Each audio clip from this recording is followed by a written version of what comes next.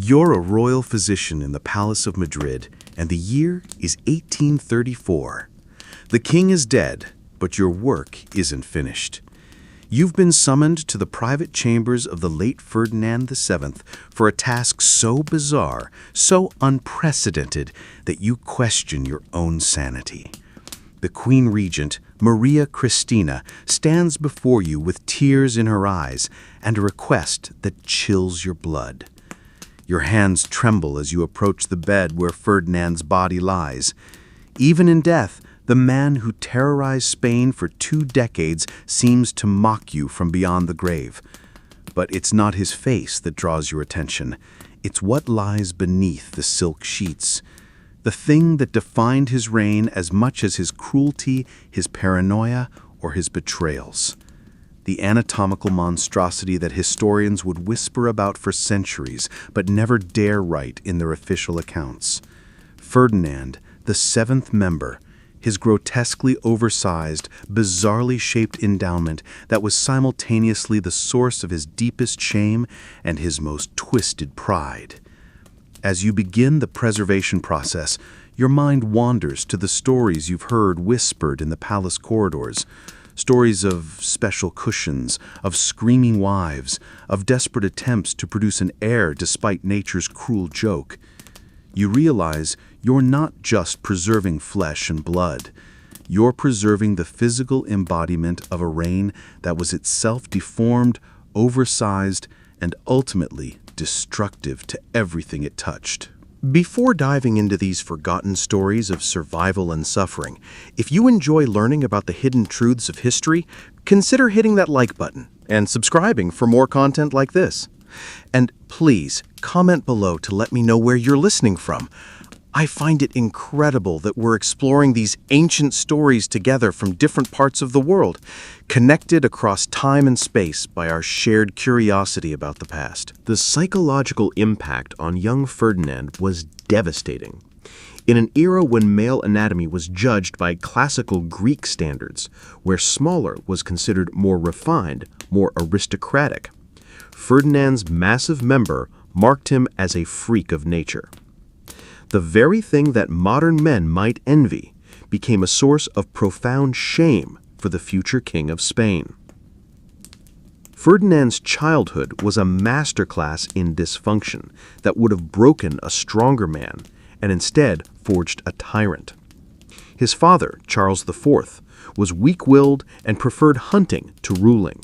His mother, Maria Luisa, was a woman of voracious appetites who openly flaunted her affair with Manuel de Godoy, Spain's de facto ruler.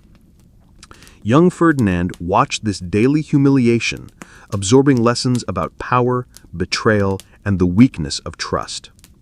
But it was his physical abnormality that truly shaped his character.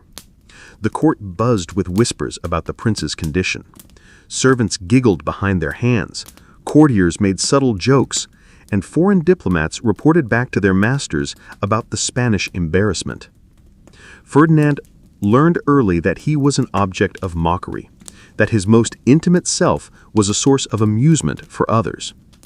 This humiliation bred a deep, festering resentment that would later manifest in his treatment of Spain itself. Ferdinand began to see mockery everywhere, in the respectful bows of his subjects, in the formal addresses of his tutors, in the arranged smiles of potential brides. His paranoia wasn't entirely justified. People really were laughing at him, just not always for the reasons he imagined. The prince's tutors noticed disturbing changes in his behavior as he entered adolescence. He became secretive, vindictive, and cruel to those who served him. Servants who displeased him would find themselves dismissed, or worse. Ferdinand was learning to use the power of his position to compensate for the powerlessness he felt about his body. One particular incident, recorded in the memoirs of a court chaplain, reveals the darkness growing in Ferdinand's soul. When a young page accidentally walked in on the prince changing clothes, Ferdinand didn't simply dismiss him. He had the boy flogged and his family exiled from Madrid. The message was clear. No one could witness the prince's shame and remain unpunished. As Ferdinand reached marriageable age, the full extent of his anatomical challenge became clear to the royal physicians.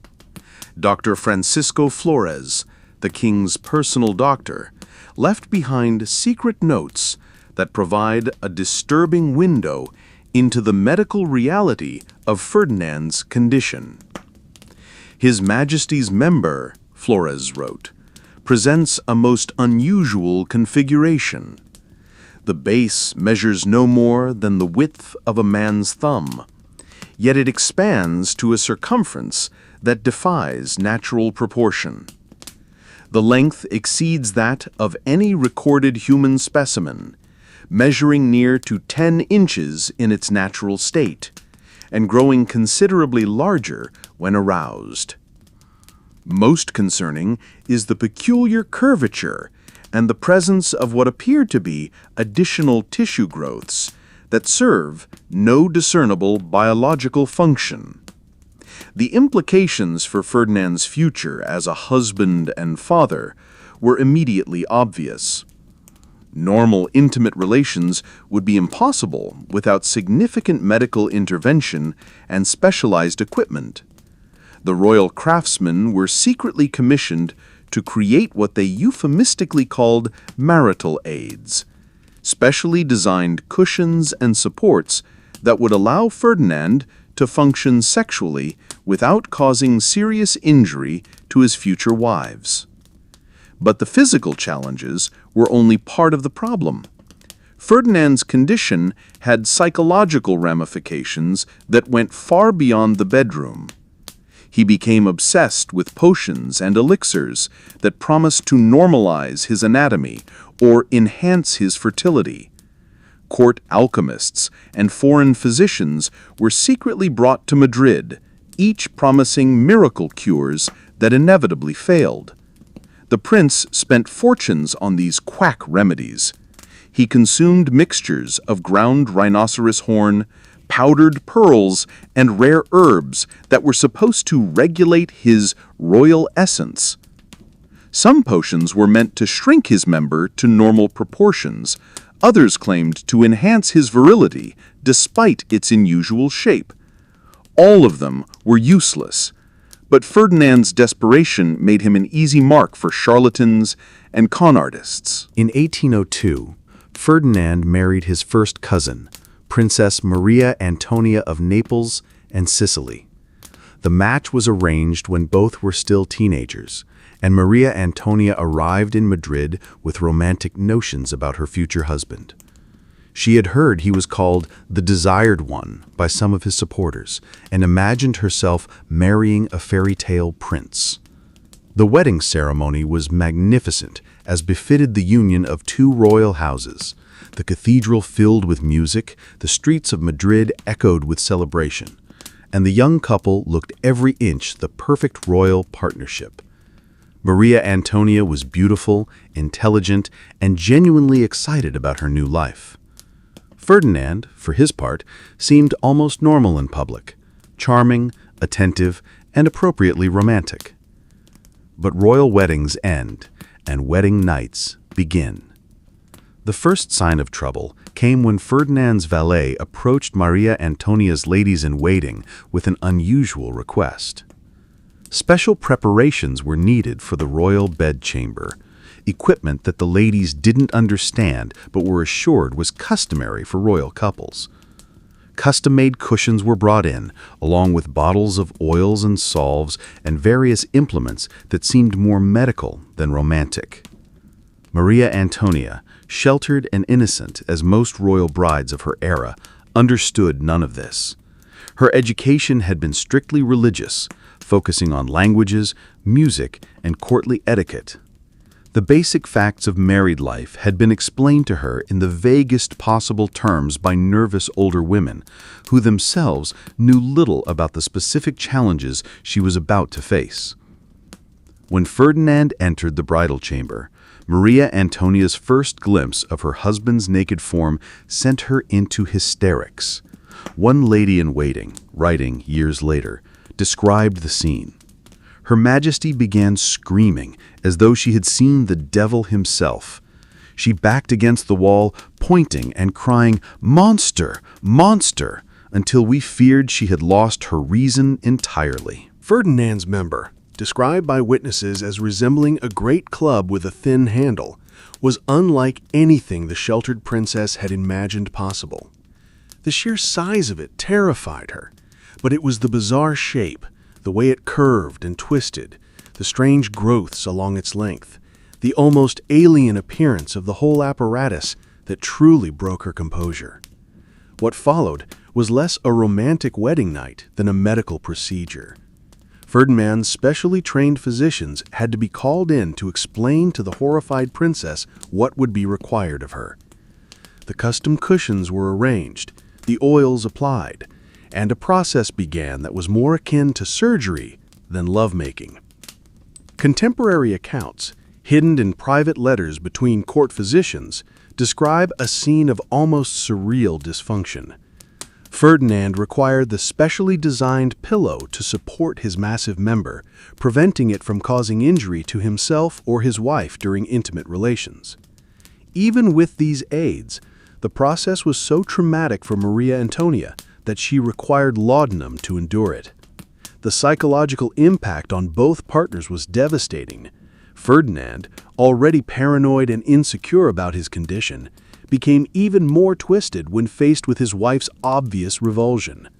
Maria Antonia, meanwhile, developed what modern psychologists would recognize as severe sexual trauma. She began taking larger and larger doses of laudanum, eventually becoming addicted to the substance as a way to escape the horror of her marital duties. Their attempts to produce an heir became a ritualized nightmare that repeated itself with tragic regularity. Ferdinand would summon his physicians, who would prepare the chamber with its specialized equipment. Maria Antonia would be doused with enough laudanum to make her compliant but not catatonic. The procedure would be performed with clinical efficiency, after which both parties would retreat to separate wings of the palace to recover from their ordeal. As months turned to years without a successful pregnancy, Ferdinand's desperation reached new heights. He became convinced that his wife's obvious disgust was somehow preventing conception, and he began experimenting with increasingly bizarre methods to overcome what he saw as her feminine weakness. Court records reveal that Ferdinand ordered the creation of special restraints that would hold Maria Antonia in position during their intimate encounters, preventing her from pulling away or expressing her revulsion. These leather and silk contraptions were crafted by the same artisans who made the king's saddles and hunting equipment, adding a particularly disturbing dimension to the royal workshops. The king also became obsessed with timing their encounters according to astrological charts and lunar cycles. He consulted with astronomers, astrologers, and even practitioners of darker arts who promised to align the stars in favor of royal conception. The palace became a haven for charlatans, selling fertility potions, magical amulets, and ritual ceremonies that promised to overcome the curse of Ferdinand's deformed anatomy. One particularly desperate episode involved Ferdinand's consultation with a wandering mystic who claimed to be from the Orient. This supposed wise man convinced the king that his member's unusual shape was actually a sign of divine favor, that he was blessed with the dragon's rod and needed only the proper rituals to unlock its fertility potential. For 3 months, Ferdinand subjected himself and his wife to bizarre ceremonies involving incense, chanting, and positions that were supposedly based on ancient Chinese texts. Twice, miraculously, Maria Antonia did become pregnant. The court rejoiced. Ferdinand's confidence soared, and Spain held its breath, waiting for the birth of an heir to the throne. But both pregnancies ended in devastating miscarriages that left the royal couple more traumatized than ever. The first miscarriage, in 1804, occurred in the 4th month of pregnancy. Court physicians attributed it to the unusual stresses placed upon Her Majesty's delicate constitution. What they meant, but could never say openly, was that Ferdinand's anatomical abnormality had made the sexual act so traumatic that Maria Antonia's body couldn't sustain a pregnancy to term. The second miscarriage, in 1805, was even more devastating. This time, Maria Antonia carried the child almost to full term before losing it in a labor so difficult and bloody that it nearly killed her. The queen never fully recovered from this ordeal, and her addiction to laudanum became so severe that she was essentially a walking ghost for the remaining 2 years of her life. Ferdinand's reaction to these losses revealed the true depths of his selfishness and cruelty. Rather than showing compassion for his wife's suffering, he became convinced that she was deliberately sabotaging their chances of producing an heir. He accused her of taking substances to prevent pregnancy, of deliberately moving in ways that would cause miscarriages, and of harboring secret liberal sympathies that made her unwilling to provide Spain with a proper Catholic heir. These accusations, whispered in the corridors of the palace, destroyed what little remained of Maria Antonia's mental health. She began to believe that she was indeed cursed, that her body was rejecting Ferdinand's seed because of some hidden sin or divine displeasure. Her last months were spent in almost constant prayer, begging forgiveness for sins she couldn't name and crimes she had never committed. When Maria Antonia died in May 1807, at the age of only 21, the official cause was listed as fever and complications from her delicate constitution. The truth was far darker. She had essentially died of despair, her body and mind destroyed by years of sexual trauma, drug addiction, and psychological abuse. But even in death, Maria Antonia couldn't escape the twisted world of Ferdinand's paranoia. Rumors immediately began circulating that she had been poisoned, not by political enemies, but by Ferdinand himself, who had grown tired of her failures as a wife and wanted to start fresh with a new bride who might be more successful at producing an heir. These rumors were fueled by the suspicious death of the palace apothecary, who was found dead in his chambers just days after Maria Antonia's passing. He had left behind a cryptic letter that was immediately seized by Ferdinand's agents and never seen again.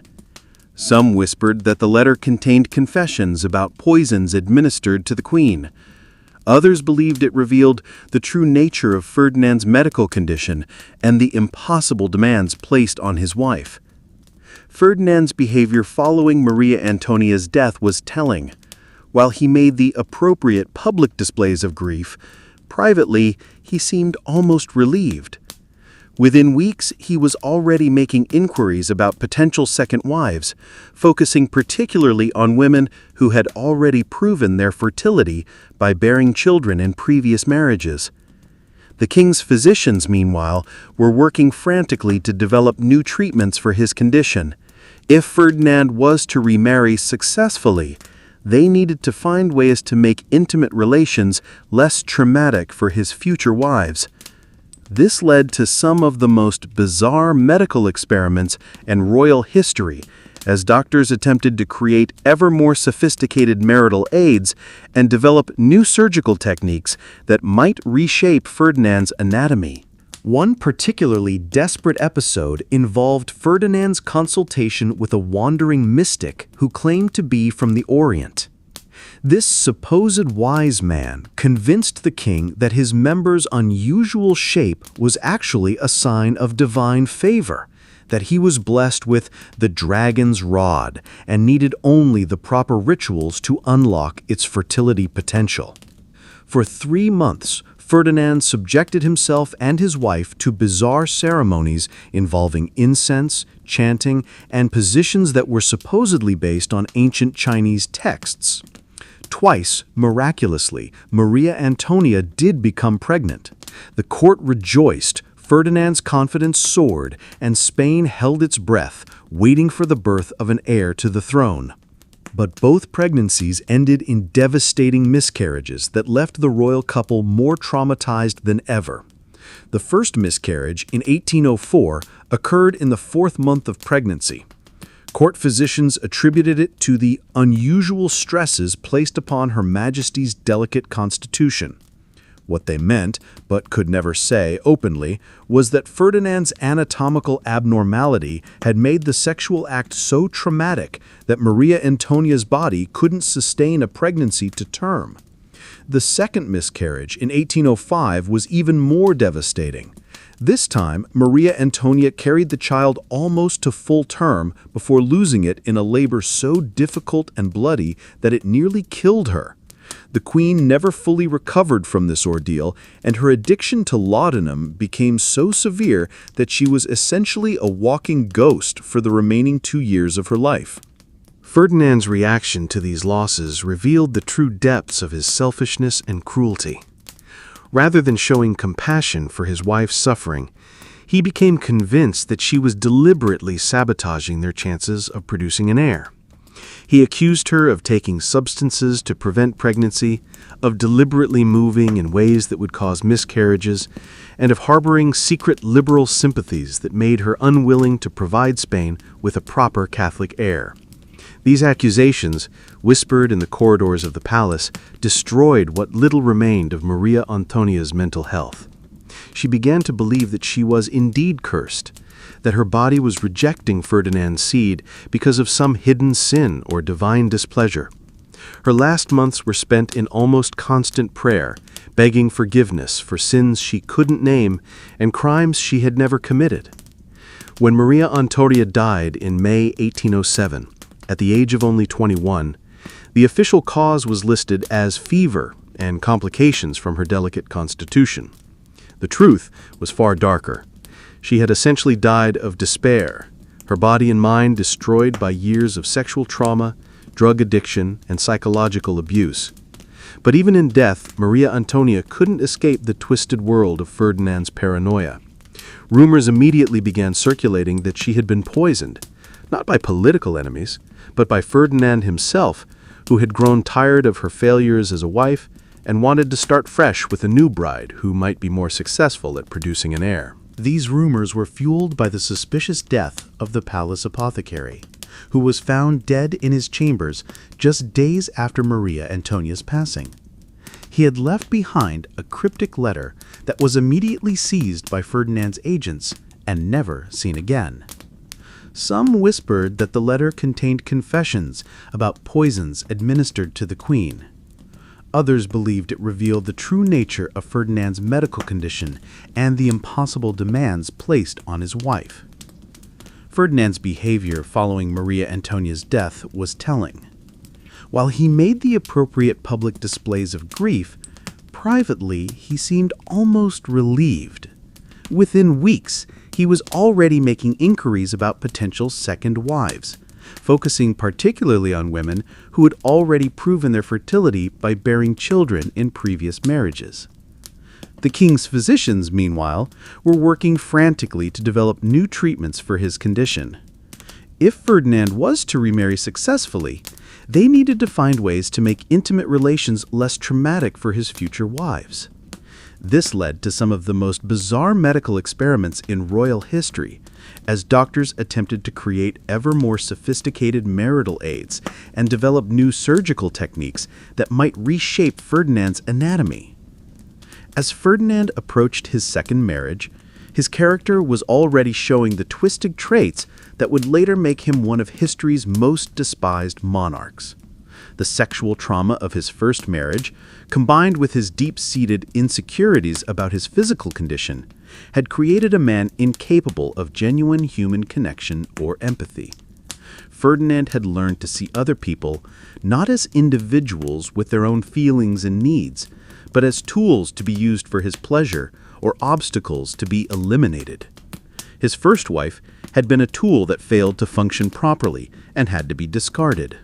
His subjects were tools for maintaining his power and feeding his ego.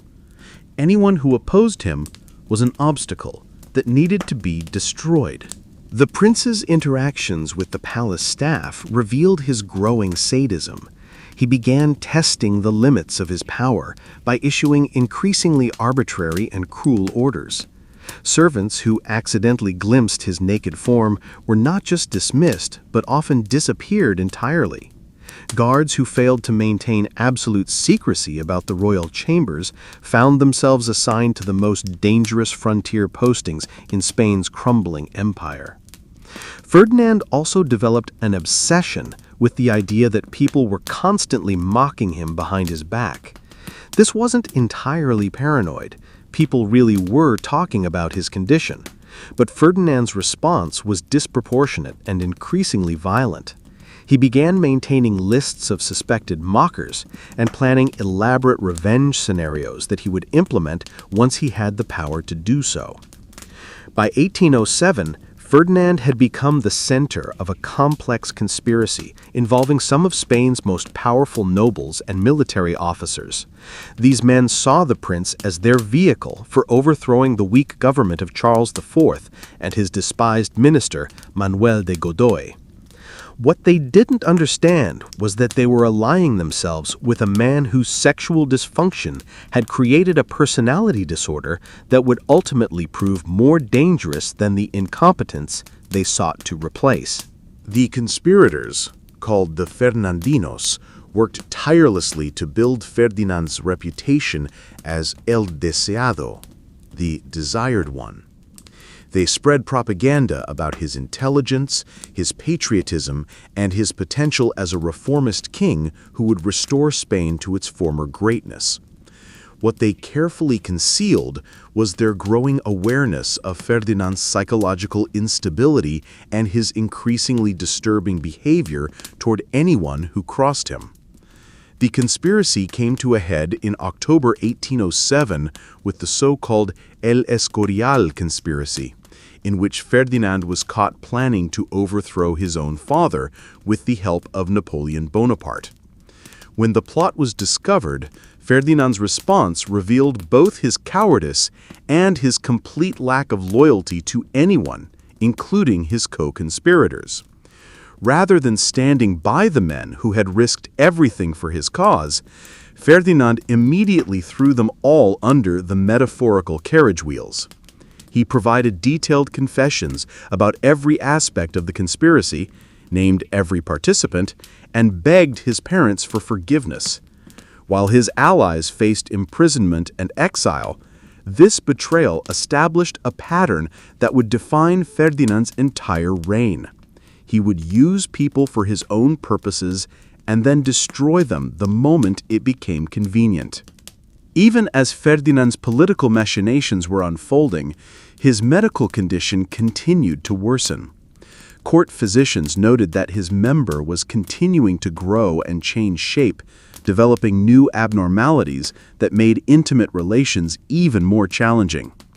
Some medical historians suggest that Ferdinand may have suffered from a rare condition called megalophalus, a hormonal disorder that causes continued growth of male anatomy throughout adulthood. Whatever the medical explanation, the practical implications were clear. Ferdinand would need increasingly sophisticated aids and increasingly compliant wives if he was ever to produce an heir. This realization led to one of the most disturbing aspects of his later marriages: the deliberate selection of women who could be psychologically manipulated or physically coerced into accepting his demands. The palace craftsmen, meanwhile, had become specialists in creating ever more elaborate marital equipment. Their workshops, hidden away in the depths of the royal residence, resembled a bizarre combination of medical laboratory and torture chamber. They developed adjustable cushions, restraining devices, and various implements designed to make Ferdinand's sexual encounters possible while minimizing the physical damage to his partners. These craftsmen were sworn to absolute secrecy, and Ferdinand made sure their silence was maintained through a combination of generous payments and terrifying threats. Several artisans who worked on these projects were later found dead under mysterious circumstances, leading to rumors that Ferdinand had them killed to prevent any possibility of their revealing the true nature of their work. When Napoleon invaded Spain in 1808 and forced Ferdinand to abdicate, the future king found himself in a uniquely humiliating position. Not only had he lost his throne, but he was now a prisoner whose captor was undoubtedly aware of his shameful medical condition. French intelligence had extensive files on the Spanish royal family, and Ferdinand's anatomical abnormality was certainly among the information they had gathered. Ferdinand's 6 years of captivity at the Château de Valençay were marked by continued medical experimentation, as French physicians studied his condition with scientific curiosity. These doctors, freed from the constraints of royal protocol that had limited their Spanish colleagues, conducted examinations and treatments that bordered on torture in their thoroughness. The French medical reports, discovered in Napoleonic archives centuries later, provide the most detailed clinical description of Ferdinand's condition ever recorded. They describe a sexual organ so large and misshapen that it seemed to belong to a creature from mythology rather than a human king. The French doctors theorized that Ferdinand's condition was the result of multiple genetic disorders combining in a single individual, creating what they called a perfect storm of anatomical dysfunction. During his captivity, Ferdinand also received word of various Spanish nobles and military leaders who were fighting for his restoration. The irony was profound. Brave men were dying in muddy trenches and mountain passes to restore a king whose primary concern was finding new ways to manage his sexual dysfunction and produce an heir to continue his cursed bloodline. Ferdinand spent his exile years writing extensive letters to various European royalty, seeking potential brides who might be willing to accept his special circumstances. These letters, written in his own hand, reveal a man completely disconnected from the suffering of his people and obsessed entirely with his own intimate problems. While Spain burned, Ferdinand was planning his next wedding night. When Ferdinand returned to Spain in 1814, the crowds that greeted him were unlike anything Europe had ever seen. They threw flowers, wept with joy, and fell to their knees as his carriage passed. Children born during the war saw their first glimpse of the king their parents had died to restore. The stones of Madrid themselves seemed to sing with celebration. Ferdinand smiled and waved from his carriage, but his mind was already focused on more intimate concerns. His first priority wasn't governing Spain or rewarding those who had fought for his restoration. It was finding a new wife who could finally give him the heir that had eluded him for so long. The king's return also marked the beginning of what historians call the ominous decade. But the true ominousness lay not just in Ferdinand's political tyranny, but in his increasingly desperate and bizarre attempts to fulfill his royal duty of producing offspring. His sexual dysfunction had become inseparable from his political dysfunction, creating a ruler whose personal inadequacies manifested as national catastrophe. Ferdinand's first act as restored king was to commission an entirely new set of marital aids from the finest craftsmen in Europe. He sent agents to Germany, Italy, and even the Ottoman Empire, seeking artisans who specialized in creating devices for delicate royal circumstances. The resulting collection, hidden away in secret chambers of the palace, represented the finest achievement of perverted ingenuity that the early 19th century could produce. The second wife Ferdinand chose was Maria Isabel of Portugal, another cousin in the endless cycle of royal inbreeding that had cursed his bloodline. She was 19 when she arrived at the Spanish court in 1816, full of the naive hope that young princesses carried into these arranged marriages. The court physicians had already briefed her ladies-in-waiting about the special preparations that would be required for the wedding night. But nothing could have prepared Isabel for the reality of what awaited her. The wedding ceremony itself was a spectacle of Baroque excess, designed to mask the growing desperation of a king whose reign was becoming synonymous with failure. Ferdinand stood at the altar in cloth of gold, his face a mask of barely contained anxiety. He had spent the previous week consulting with physicians, alchemists, and even a mysterious figure rumored to be an Ottoman specialist in royal difficulties, who had arrived in Madrid under cover of darkness. The wedding night was a disaster that would haunt both participants for the rest of their short lives together. Despite all the preparations, all the devices, all the consultations with experts across Europe, Ferdinand's anatomical monstrosity proved as insurmountable as ever. The screams that echoed through the palace corridors that night were not screams of passion, but of genuine terror and pain. Servants found blood-stained sheets and broken furniture, evidence of a coupling that resembled a medieval torture session more than the romantic union of royalty. Isabel never recovered from that first night. Court observers noted that she developed a pronounced stutter and would flinch whenever Ferdinand entered a room. She began experiencing what palace physicians called hysterical episodes, but which modern understanding would recognize as severe trauma responses. Her ladies-in-waiting reported that she often woke screaming from nightmares, calling out warnings about the monster that haunted her dreams. Ferdinand, meanwhile, interpreted his wife's terror as a personal insult to his royal dignity. His paranoia, already legendary, reached new heights as he convinced himself that Isabel was conspiring with foreign powers to mock his condition. He began having her correspondence intercepted, her food tasted for poisons, and her chambers searched for evidence of betrayal. The king's sexual dysfunction had metastasized into a political psychosis that infected every aspect of his rule. The pressure to produce an heir became an obsession that consumed both the royal couple and the Spanish court. Ferdinand commissioned a series of increasingly bizarre medical consultations, bringing together physicians, anatomists, and even circus performers who claimed expertise in unusual anatomical challenges. The royal bedchamber became a laboratory of sexual experimentation that pushed the boundaries of human endurance and dignity. One particularly disturbing account, found in the private diary of a court physician who served during this period, describes Ferdinand's decision to invite foreign experts to observe his attempts at procreation. The king, desperate for solutions, allowed German anatomists and French physicians to witness his intimate failures, turning his marriage bed into a grotesque medical theater. These observers took detailed notes and made sketches that were later circulated among European medical schools, making Ferdinand's sexual dysfunction a subject of academic study across the continent. Isabel, subjected to this parade of voyeuristic medical consultation, began showing signs of complete psychological collapse.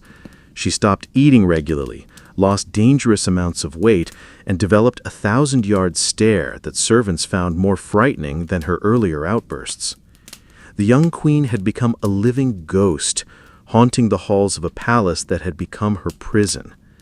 The political consequences of Ferdinand's personal failures were becoming impossible to ignore. Spain's American colonies, already in revolt, pointed to their king's inability to produce legitimate heirs as evidence of divine displeasure with Bourbon rule.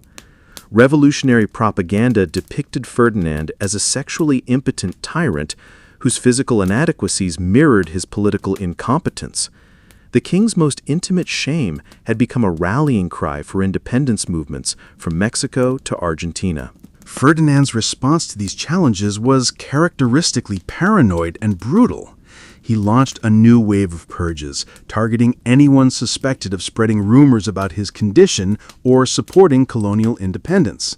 The Inquisition, which he had restored upon his return to power, began investigating cases of sexual slander against the crown, creating a climate of terror where even private conversations between married couples could result in imprisonment or death. The king's obsession with secrecy reached absurd proportions. He ordered the construction of hidden passages throughout the palace so that he could move between his chambers and Isabel's without being observed by servants. He had mirrors installed at strategic angles to detect potential eavesdroppers and employed a network of spies whose sole job was to monitor palace gossip about the royal marriage. Meanwhile, Isabel's health continued to deteriorate under the combined assault of her husband's sexual violence and his psychological terror. Palace physicians noted that she had developed what they called phantom pregnancies, periods where she would exhibit signs of being with child despite the impossibility of conception. These episodes seemed to provide Ferdinand with brief moments of hope, followed by crushing disappointment when the truth became apparent. The Queen's phantom pregnancies became a source of bitter irony in a court already drowning in dysfunction.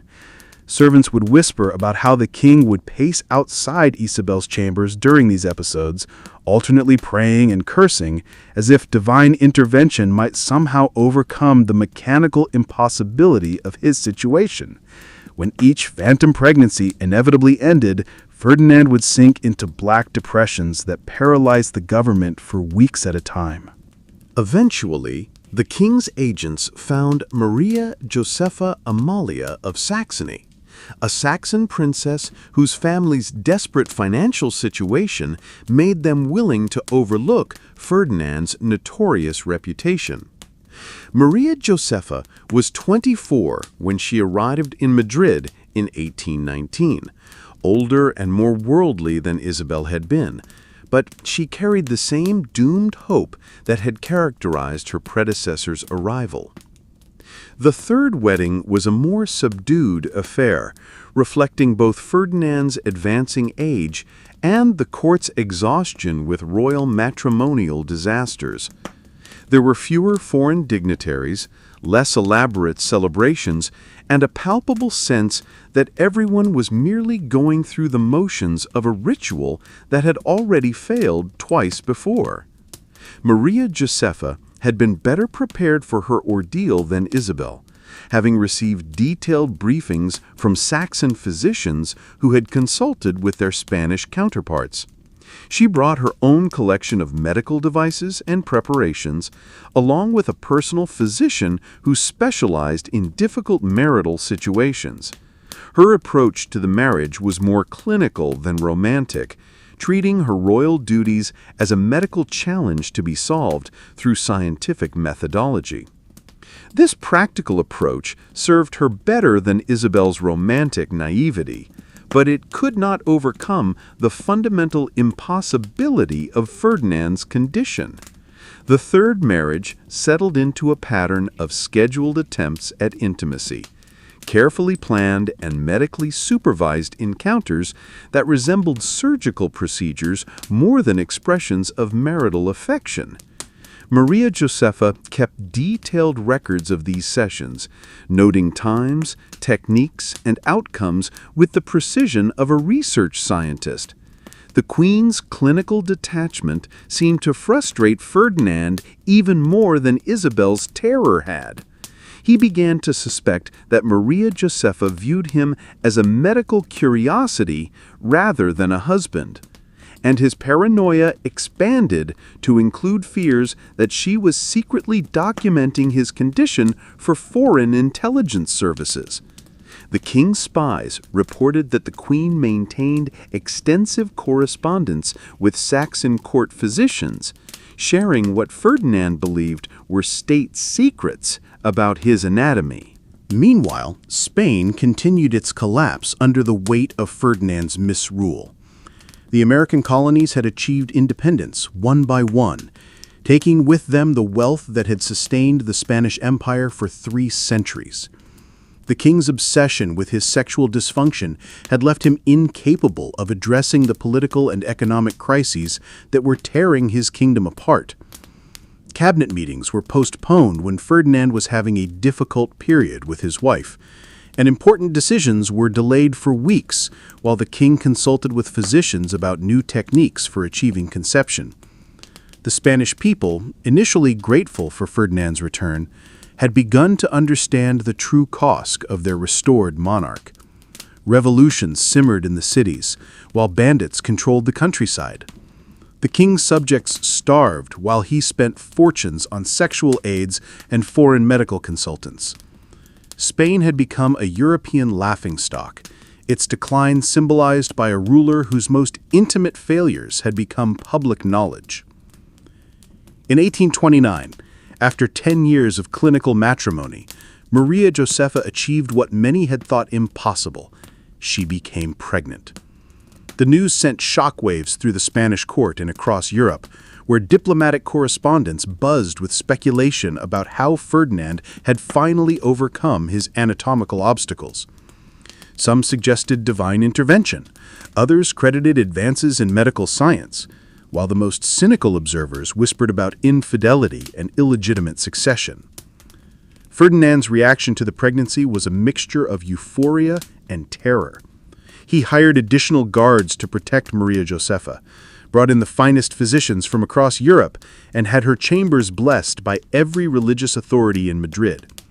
The king's desperation to protect this miraculous pregnancy bordered on madness, as he convinced himself that enemies would attempt to sabotage his long-awaited heir through supernatural or scientific means. The pregnancy progressed normally until the 7th month, when Maria Josepha began experiencing complications that palace physicians struggled to understand.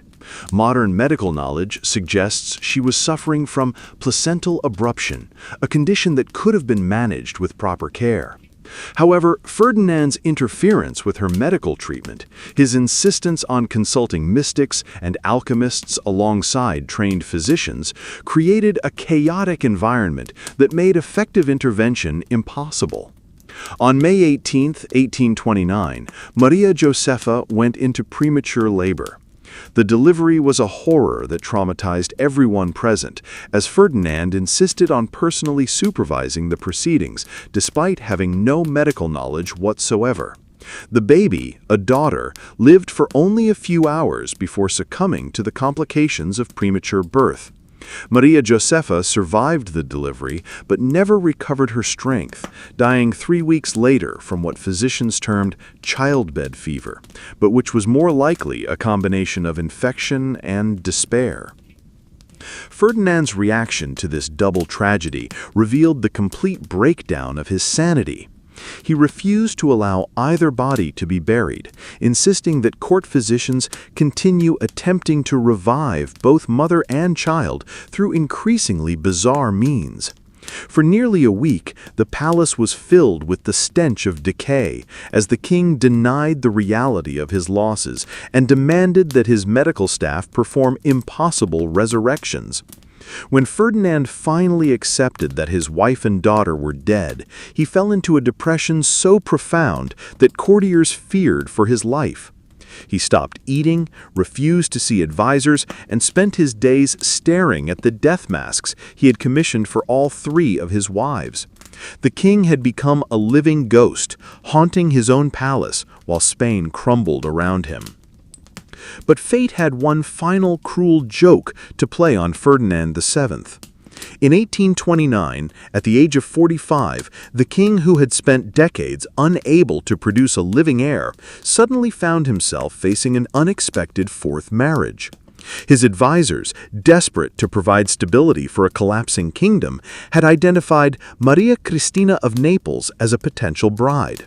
What they didn't tell Ferdinand until after the marriage negotiations were complete was that Maria Cristina was already pregnant by another man when she arrived in Madrid. The 4th wedding, conducted in 1829, was a farcical affair that fooled no one. Maria Cristina was visibly pregnant when she walked down the aisle, carrying a child that could not possibly be Ferdinand's. The king, however, was so desperate for an heir that he willingly accepted this obvious deception, convinced that divine providence had finally answered his prayers through unconventional means.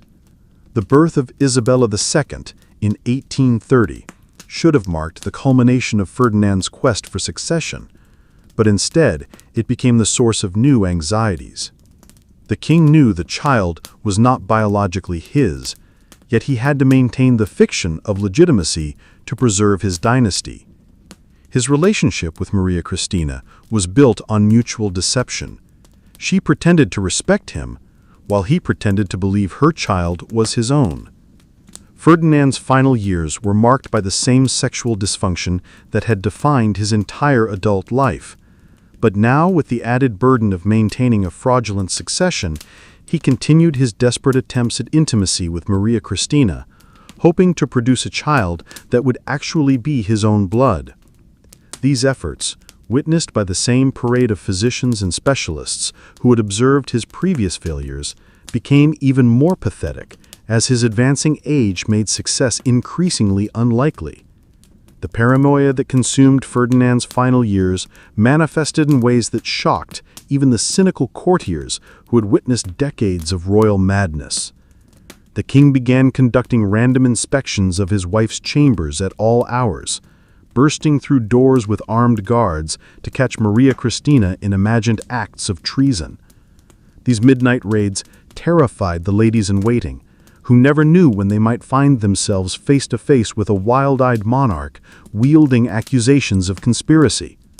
Ferdinand's obsession with surveillance reached grotesque proportions. He had peepholes drilled into the walls between his chambers and Maria Christina's, spending hours watching her through these crude spy holes like some demented voyeur. Palace servants reported the king's eye pressed against these openings during his wife's most private moments, while she nursed her daughter, while she prayed, while she simply sat in contemplation. The queen, aware of this constant observation, began to move through her own rooms like a prisoner, carefully controlling every gesture and expression. The food-tasting rituals became elaborate ceremonies of suspicion that could delay meals for hours. Ferdinand insisted that not only must every dish be tasted, but that the tasters must wait 30 minutes between sampling and serving to ensure any slow-acting poisons would take effect. The king watched these unfortunate servants with the intensity of a hawk studying prey, searching their faces for any sign of distress that might indicate contamination. Several tasters collapsed from nervous exhaustion under this constant scrutiny, which only reinforced Ferdinand's belief that assassination attempts were imminent. Maria Christina, trapped in this web of suspicion, began showing signs of the same psychological deterioration that had claimed Ferdinand's previous wives. Her letters to her family in Naples, intercepted and read by the king's spies, revealed a woman slowly losing her grip on sanity. She wrote of feeling constantly watched, of jumping at shadows, of finding herself unable to trust even her own servants. The queen described her life as existing in a glass cage where every breath is monitored for signs of rebellion. The king's paranoia extended beyond his immediate family to encompass the entire court structure. He began rotating his personal guards daily, convinced that prolonged service would lead to corruption by enemy agents. Cabinet ministers found themselves subjected to loyalty tests that bordered on the absurd. Ferdinand would make contradictory statements in private meetings to see if ministers would correct him, interpreting any contradiction as evidence of treasonous intentions. The Spanish court, once the envy of Europe for its sophisticated etiquette and cultural refinement, devolved into a bizarre theater of mutual surveillance. Courtiers learned to speak in coded language, to avoid direct eye contact with the king, and to carry themselves with the careful neutrality of diplomats in enemy territory. Conversations were conducted in whispers. Relationships were formed and dissolved based on perceived loyalty to competing factions. And everyone understood that a careless word could result in imprisonment or exile. Ferdinand's relationship with his infant daughter, Isabella, became another source of pathological anxiety. Despite knowing she was not his biological child, he simultaneously loved her as his heir and resented her as evidence of his sexual failure. The king would spend hours staring at the baby, searching her features for signs of resemblance to himself or to possible fathers. He commissioned artists to create detailed portraits of Isabella at various stages of infancy, comparing these images to paintings of himself and Maria Christina's previous lovers. The question of Isabella's paternity tormented Ferdinand with particular intensity because it represented the ultimate triumph of his sexual dysfunction. Here was a child who would inherit his throne precisely because he had been unable to produce legitimate offspring. The irony was not lost on him that his greatest political success, securing the succession, was simultaneously his most profound personal failure. This contradiction ate at him like acid, poisoning his few moments of happiness with his daughter. Ferdinand began consulting genealogists and physiognomists, hoping to find scientific proof of Isabella's legitimacy that would quiet his doubts. These experts, well aware of the dangerous nature of their task, provided carefully ambiguous opinions that could be interpreted as supporting whatever conclusion the king preferred. Their written reports, preserved in palace archives, reveal the desperate creativity of scholars trying to satisfy an impossible royal demand while preserving their own lives. The king's efforts to control his wife's behavior became increasingly elaborate and invasive. He assigned specific servants to monitor Maria Christina's correspondence, requiring them to report not only the content of her letters, but also her facial expressions while writing them. Ferdinand demanded detailed accounts of the queen's daily activities, including how long she spent in prayer, what books she read, and which courtiers she spoke with during public appearances. Maria Christina's attempts to maintain some semblance of normal royal life under this scrutiny required tremendous psychological strength. She learned to compartmentalize her emotions, presenting a serene public face while privately struggling with the constant pressure of observation. Her personal diary, discovered centuries later, hidden behind a false wall in her chambers, reveals the toll this surveillance took on her mental health. She wrote of feeling like an actress who must never break character, even in my dreams. The international implications of Ferdinand's paranoia began affecting Spain's diplomatic relationships. Foreign ambassadors reported back to their governments about the king's erratic behavior and the instability of his court. Marriage negotiations for European alliances stalled as potential partners questioned whether Spain could honor long-term commitments under such unpredictable leadership.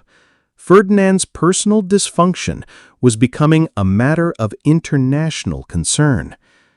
The king's obsession with discovering assassination plots led him to see conspiracies in the most innocent activities.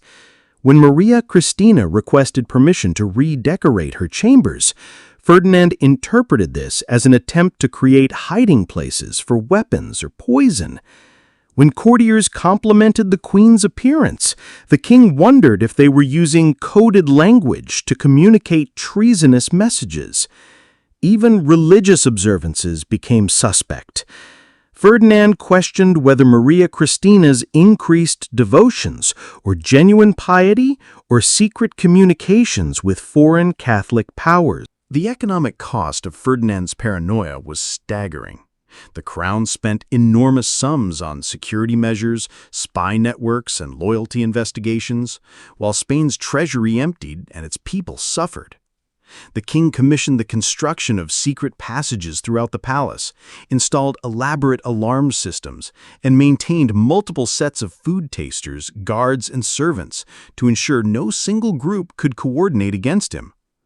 These expenses drained resources that might have been used to address Spain's mounting financial crisis. Ferdinand's health began deteriorating under the constant stress of maintaining his surveillance state.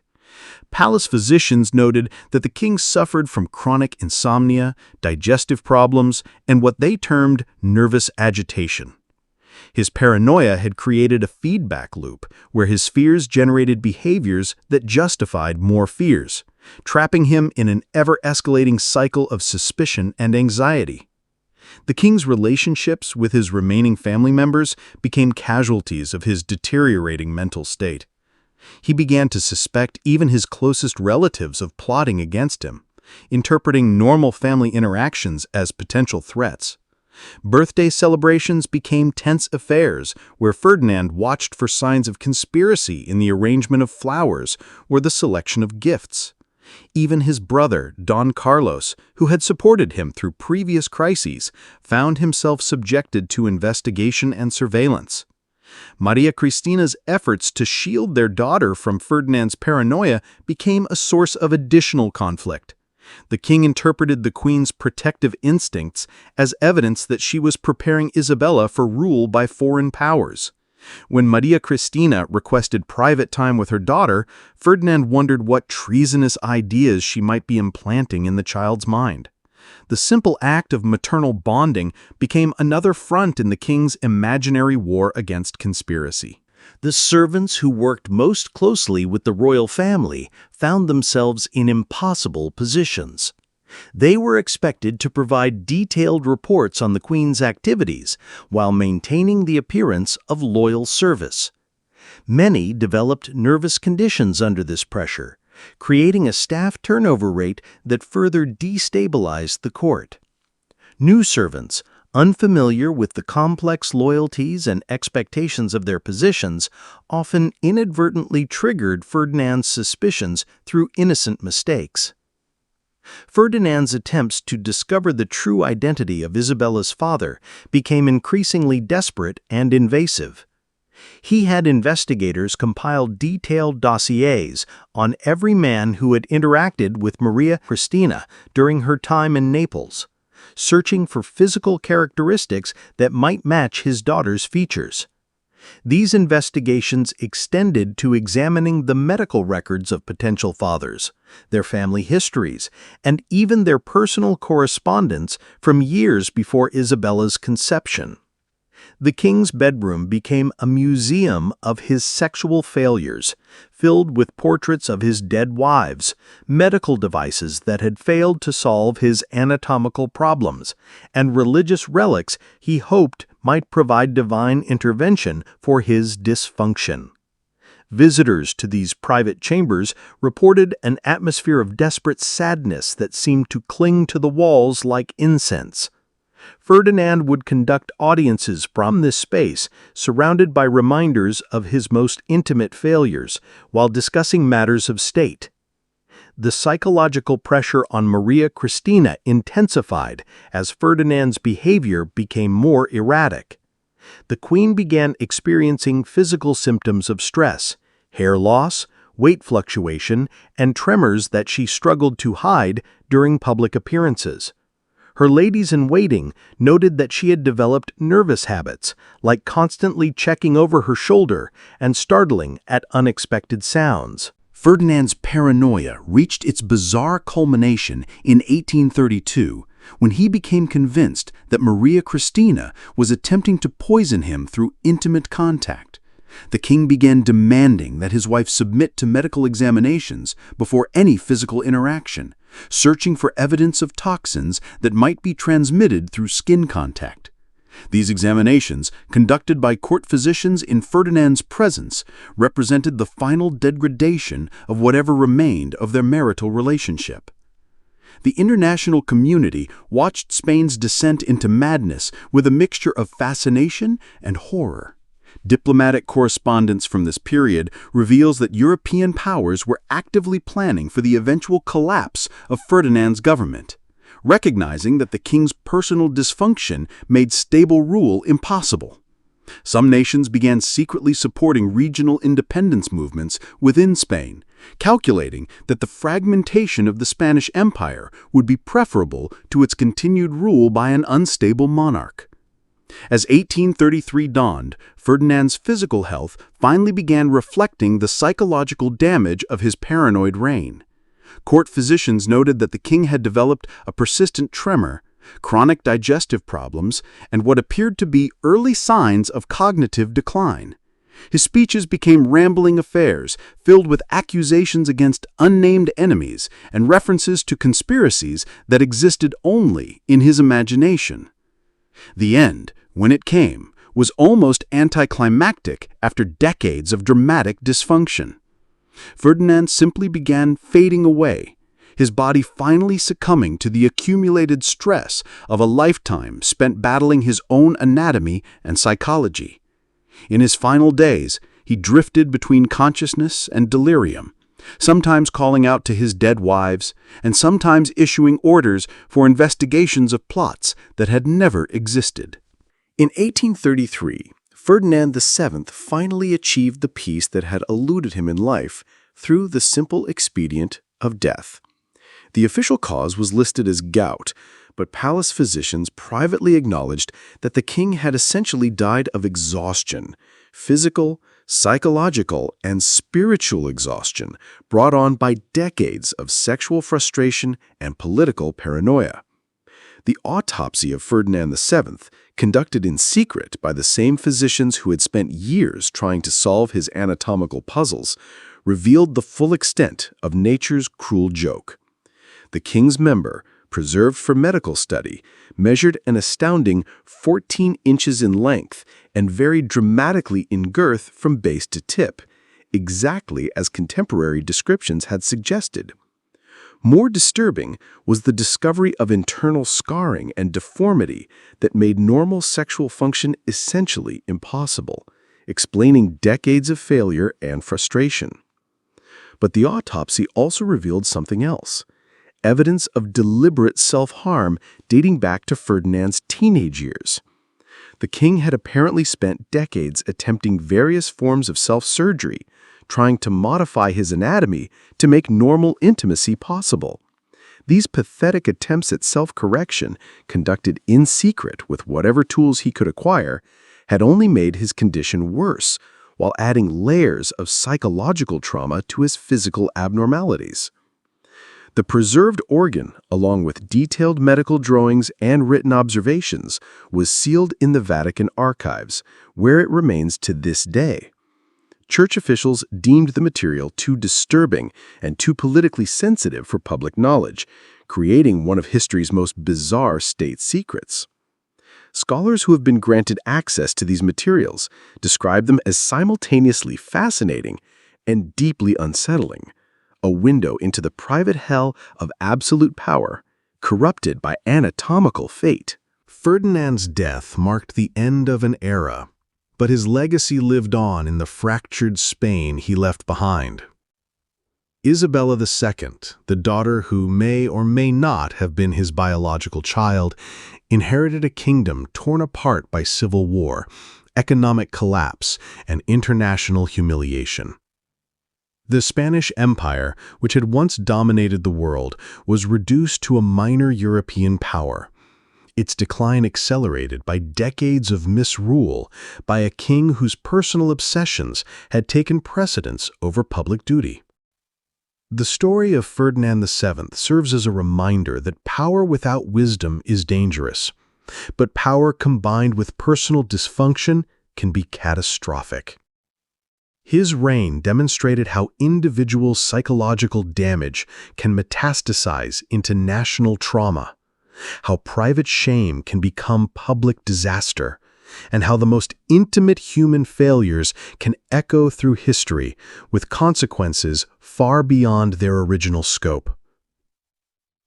Perhaps most tragically, Ferdinand's story reveals the human cost of absolute monarchy, where the personal problems of one man could determine the fate of millions.